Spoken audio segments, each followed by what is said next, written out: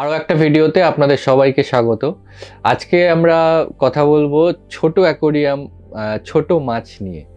তো অনেকেই যারা শুরু করেন প্রথমে, তারা মনে করেন যে একটা ছোট্ট অ্যাকোরিয়াম করব, কম পয়সায় হয়ে যাবে, ছোট মাছ রাখবো। তো সেরকমভাবেও অনেকে ছোট অ্যাকোরিয়াম দিয়ে ছোট ছোট মাছ দিয়ে শুরু করে। আবার এমন হবিস্টও আছে যাদের কাছে অনেকগুলো ট্যাঙ্ক, কিন্তু সবকটাই ছোট মাছের ট্যাঙ্ক। তো তারা ছোট মাছই পছন্দ করেন, বড় মনস্টার ফিশ তারা পছন্দ করে না। তো এরকম হবিস্টও আছে, খুব স্বাভাবিক। তো আজকে ছোট মাছ, মানে ছোট ট্যাঙ্কে রাখার মতো মাছ, তো এই রকম মাছেদের কিভাবে রাখবেন, এবং এই ছোট মাছ নিয়ে এবং ছোট মাছের ট্যাঙ্ক নিয়েই আজকের ভিডিও। তো চলুন শুরু করা যাক।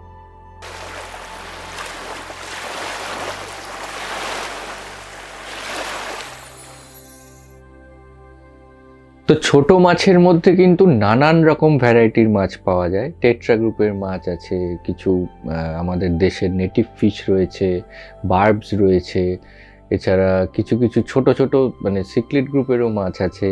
এরকম ছোট কিন্তু নানান রকম মাছ আছে। বেশিরভাগই টেট্রা গ্রুপের মাছ হয়, যেগুলো ছোট মাছের মধ্যে ধরা হয়। এছাড়া রাসবোরার, রেনবো, বোসমনি, ড্রফট, এই গ্রুপের কিছু মাছ আছে যারা এই ছোট অ্যাকোরিয়ামে রাখার জন্য খুব ভালো। নানান রকম কালারের হয়, খুব ভাইব্রেন্ট কালারের হয়। তো এই ছোট মাছগুলোকে রাখার জন্য সবার প্রথমে যেটা আমি রেকমেন্ড করবো, সেটা হচ্ছে ছোট মাছ যদি রাখতেই হয়, বিশেষ করে টেট্রা গ্রুপের মাছ, তো এদেরকে ওই ছোট ট্যাঙ্কের মধ্যে একটা দুটো ছেড়ে রাখবেন না। আপনার যদি একটা 1 ফুটের ট্যাঙ্ক থাকে বা একটা ছোট কিউবও থাকে, মিনিমাম খুব কম করে হলেও 6 থেকে 8খানা ওরকম ছোট মাছ রাখবেন। তবে তারা স্কুলিং করবে, দেখতে ভালো লাগবে, এবং মানে তারা ভালোও থাকবে। একটা দুটো মাছ ছেড়ে রাখলে তারা এদিক ওদিক সবসময় লুকিয়েই থাকবে, আপনি যে তাদের বিউটিটা সেটাকে আর এনজয় করতে পারবেন। তো এই ছোট মাছ রাখার ক্ষেত্রে চেষ্টা করবেন যে যে কোনো একটা গ্রুপের মাছকেই একটা গ্রুপে রাখতে, মানে মিনিমাম 6টা কি 8টা। মানে এরকম নয় যে দুটো এই গ্রুপের মাছ রাখলাম, দুটো এই মাছ রাখলাম, এরকম দুটো দুটো দুটো করে রাখলাম। তো সেক্ষেত্রে কিন্তু তাদের যে কালারেশন বা তাদের যে ক্যারেক্টারিস্টিকটা, সেটা আপনারা কিন্তু দেখতে পাবেন না। তো চেষ্টা করবেন যে কোনো একটা গ্রুপের মাছকেই, যদি আপনার নিয়ন টেট্রা রাখেন, কার্ডিনাল টেট্রা বা অন্যান্য রাসবোরা, এইসব টাইপের গ্রুপের মাছ যদি রাখেন, সেক্ষেত্রে কিন্তু চেষ্টা করবেন ওই একটাই মাছকে, মানে একই রকম মাছকে ওই 6টা 8টা মিনিমাম একটা গ্রুপে রাখার। তাহলে কিন্তু আপনার ট্যাঙ্কের মধ্যে তারা প্রপার স্কুল করবে, তারা ঘোরাফেরা করবে, আপনার ব্যাপারটা দেখতে অনেক সুন্দর হবে। আর ছোট মাছ বলেই যে ছোট ট্যাঙ্কের মধ্যে অনেকগুলো মাছ একসাথে দিয়ে দিলেন, তারা একদম মানে কি বলবো, মানে ওভার ক্রাউডেড হয়ে গেল, মানে দেখতে যেটাকে বলে ঘিঞ্জি হয়ে গেল, অনেক রকম মাছ ঘোরাফেরা করছে, এরকম ওভার ক্রাউডেড করে ফেলবেন না। ছোট মাছ, হ্যাঁ, ছোট মাছের ক্ষেত্রে একটা ট্যাঙ্কের মধ্যে অনেকগুলো মাছ রাখা যায়, কিন্তু যখনই আপনি আপনার বাড়িতে একটা ট্যাঙ্ক করছেন, অ্যাকোয়ারিয়াম করছেন, তো সেক্ষেত্রে একটা ছোট ট্যাঙ্ক, 1 ফুট বা 2 ফুটের ট্যাঙ্কে যতগুলো মাছ রাখা যায় তার বেশি রাখতে যাবেন না। আমি যদি একটা হিসাব বলি, যে একটা 1 ফুটের ট্যাঙ্কে আপনি 10 থেকে 12খানা মোটামুটি ওই 1 থেকে 2 ইঞ্চি সাইজের মাছ আপনি রাখতে পারবেন। 10 থেকে 12খানা, তার বেশি নয়। হ্যাঁ, 2 ফুট যদি হয়ে যায়, সেক্ষেত্রে ওই 20 থেকে 22খানা আপনি ওইরকম 1-2 ইঞ্চি সাইজের মাছ রাখতে পারবেন, তার বেশি কিন্তু নয়। অনেকেই আছেন যারা 2 ফিটের ট্যাঙ্ক, অনেকগুলো মাছ একসাথে ছেড়ে দেয়, 30-40টা মাছ ছেড়ে দেয়, ছোট ছোট মাছ ঘুরে বেড়াচ্ছে তারা। তো এইটা না করে ওভার ক্রাউডিং করবেন না। একই গ্রুপের মাছ, একটা যদি 2 ফুটের ট্যাঙ্ক হয়, সেখানে আপনি দুরকম গ্রুপের মাছ রাখতে পারবেন।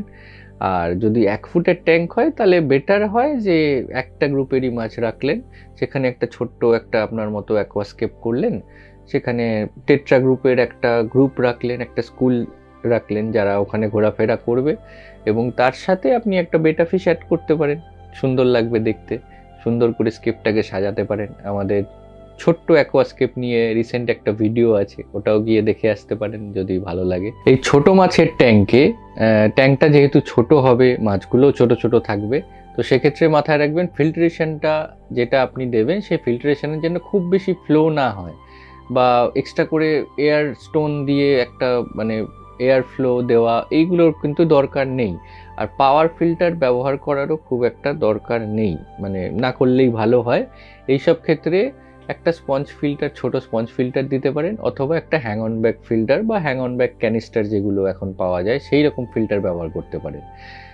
এই সব সেট আপের ক্ষেত্রে, ছোট মাছের ক্ষেত্রে যদি ফ্লোটা কম থাকে তবে তারা ভালো থাকবে। ফিল্টারেশনটা অবশ্যই খুবই জরুরি। সেক্ষেত্রে যদি আপনি ভালো ফিল্টারেশন দিতে চান, একটু বড় হ্যাং অন ব্যাক ক্যানিস্টার এইগুলো ব্যবহার করতে পারেন। জলের কোয়ালিটি খুব ভালো থাকবে। আর সময় মতো জল চেঞ্জ তো করতেই হবে, কিন্তু ফিল্টারের যে ফ্লো বা এয়ার ফ্লো, এই ব্যাপারটা যেন খুব বেশি না থাকে ছোট মাছের ক্ষেত্রে বা ছোট ট্যাঙ্কের ক্ষেত্রে। সেক্ষেত্রে কিন্তু মাছও ভালো থাকবে, আপনার ট্যাঙ্কও ভালো থাকবে। আর ছোট মাছের ক্ষেত্রে ফিডিংটাও বলে দিই। ছোট মাছের ক্ষেত্রে ছোট ছোট একদম মাইক্রো প্যালেটস যেটা, সেটাই তো ব্যবহার করতে হয়। তো সেই রকম খাবারই দেবেন, কিন্তু খেয়াল রাখবেন দেওয়ার পরে 1 থেকে 2 মিনিট, তার বেশি নয়, 1 থেকে 2 মিনিটে আপনার মাছেরা যা খাবার খেলো, বাকি খাবার কিন্তু সঙ্গে সঙ্গে তুলে ফেলবেন। যারা প্রথম প্রথম রাখছেন তারা বুঝতে পারবেন না যে ওই আপনার ট্যাঙ্কে যে মাছ আছে তাদের জন্য কতটা খাবার প্রয়োজন। তো সামান্য একটু দেবেন, দিতে ওই 1 মিনিটের বা 1.5 মিনিটের মধ্যে যদি তারা সেটাকে কমপ্লিট করে দেয় তো ভালো। আর যদি দেখেন যে তার মধ্যেও কিছু খাবার রয়ে গেছে, তো সেগুলো কিন্তু সঙ্গে সঙ্গে তুলে ফেলে দেবেন, কারণ আপনার ট্যাঙ্ক ছোট। মাছ যে মাছগুলো আছে তারাও ছোট মাছ, তাদের মানে বেশি খাবারের দরকার নেই। আর যেহেতু ট্যাঙ্ক ছোট, সেহেতু ওই খাবার যদি ট্যাঙ্কে থেকে যায় সেখান থেকে কিন্তু অ্যামোনিয়া হবে, সমস্যা আসবে। তো যা খাবার দিলেন এবং সঙ্গে সঙ্গেই মানে ওই 1-2 মিনিট পরে যদি খাবার পড়ে থাকে সেগুলোকে পরিষ্কার করে দেবেন। মানে সাইফন পাইপ দিয়ে তুলে নিতে পারেন বা অন্য কিছুভাবেও তুলে ফেলে দিতে পারেন। সেক্ষেত্রে আপনার ট্যাঙ্কের মেনটেনেন্সটাও ঠিকঠাক হবে, আর মাছগুলোও ভালো থাকবে। জলের কোয়ালিটিটা সবথেকে বড় কথা, খুব ভালো থাকবে। যে কোনো রকম ছোট মাছ বলতে আমরা 3 ইঞ্চি বা তার থেকে ছোট যে সাইজগুলো হয় সেই রকম মাছের কথাই বলছি। টেট্রা গ্রুপের মাছ আছে, কিলিফিশ আছে, রাসবোরা আছে, এরম টাইপের যেসব মাছগুলো আছে। তো এদের ক্ষেত্রে কিন্তু টেম্পারেচারটা খুব একটা বেশি প্রয়োজন হয় না। এরা মানে যে খুব গরম জলের মাছ বা কিছু, সেটাও নয়। তো যারা প্ল্যান্টেড ট্যাঙ্কের মধ্যে থাকে সেই সব মাছগুলো, তো এদের ক্ষেত্রে টেম্পারেচার কিন্তু ওই 24 থেকে 26, ম্যাক্সিমাম 27, এইরকম একটা টেম্পারেচারেই এরা থাকে। এই সব মাছের ক্ষেত্রে কিন্তু দেখবেন এমন জায়গায় রাখবেন না আপনার ট্যাঙ্ক যেখানে খুব বেশি গরম হয়ে যায় ঘর, 30-32 টেম্পারেচার চলে যায়। সেই সব ক্ষেত্রে কিন্তু ছোট মাছের একটু সমস্যা হয়। হ্যাঁ, কিছু কিছু মাছ সারভাইভ করে যায়, কিন্তু অনেক ছোট ছোট এরকম মাছ আছে, কার্ডিনাল টেট্রা আছে, টেট্রা গ্রুপের আরও অনেক মাছ আছে যারা কিন্তু খুব বেশি টেম্পারেচারে সারভাইভ করতে পারে না। তো এদের জন্য আইডিয়াল টেম্পারেচার ওই 24 থেকে 26 এইরকম একটা টেম্পারেচার যদি আপনি রাখতে পারেন, ম্যাক্সিমাম 27 অবধি রাখতে পারেন, সেটা কিন্তু এই আপনার ছোট সেটআপের ছোট যে মাছগুলো তারা ভালো থাকবে।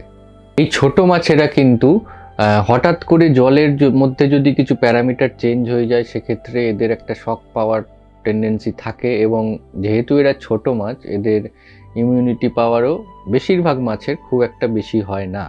তো সেক্ষেত্রে ছোট মাছের ক্ষেত্রে ওয়াটার চেঞ্জ করা এবং ট্যাঙ্ক ক্লিনিং করার সময় মাথায় রাখবেন যে একসাথে অনেকটা ওয়াটার চেঞ্জ হট করে ফেলবেন না, যাতে মানে জলের প্যারামিটারটা এদিক ওদিক না হয়, টেম্পারেচার থেকে আরম্ভ করে জলের টিডিএস বা এইসব।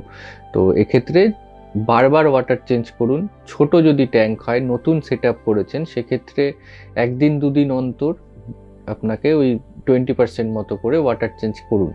তারপরে ট্যাঙ্ক সেট আপ হয়ে যাবে, ট্যাঙ্ক যখন সিজন হয়ে যাবে, একদম স্টেবল হয়ে যাবে, তারপরে আপনি এটাকে আপনার মেনটেনেন্স যেরকম আপনি করতে চাইছেন, সপ্তাহে 2বার করে ওয়াটার চেঞ্জ করবেন, ফিল্টার ক্লিনিং করবেন, সেগুলো করুন। কিন্তু ছোট মাছের ক্ষেত্রে মাথায় রাখবেন একসাথে অনেকটা হিউজ ওয়াটার চেঞ্জ করা বা ট্যাঙ্কের মধ্যে কিছু চেঞ্জেস হয়ে গেলে কিন্তু এরকম অনেক মাছ আছে যারা একটু ডেলিকেটেড হয়। এছাড়া কিছু স্ট্রং মাছ তো রয়েছে, যেমন গাপ্পি, মলি রয়েছে, রাসবোরা রয়েছে, এরা স্ট্রং মাছ হয়। কিন্তু ওই অনেকেরই পছন্দের মাছ থাকে নিয়ন টেট্রা, কার্ডিনাল টেট্রা, আরও এরকম কালার্ড অনেক রকম ছোট ছোট মাছ থাকে।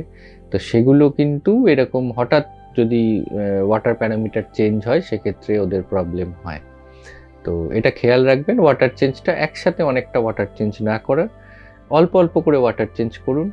আর বেশি সময় ধরে মানে ওয়াটারটাকে এজ হতে না দেওয়াই ভালো। তো ওই সময় মতো ওয়াটার চেঞ্জ করুন, অল্প অল্প করুন। সেক্ষেত্রে কিন্তু এই আপনার ছোট যে মাছগুলো আছে ছোট্ট সেট আপের মধ্যে তারা অনেক ভালো থাকবে। আর আপনার এরকম ছোট যদি অ্যাকোয়ারিয়াম থাকে, খুব স্বাভাবিকভাবেই একটা ছোট অ্যাকোয়ারিয়ামকে আপনি খুব সুন্দর করে সাজাতে চাইবেন।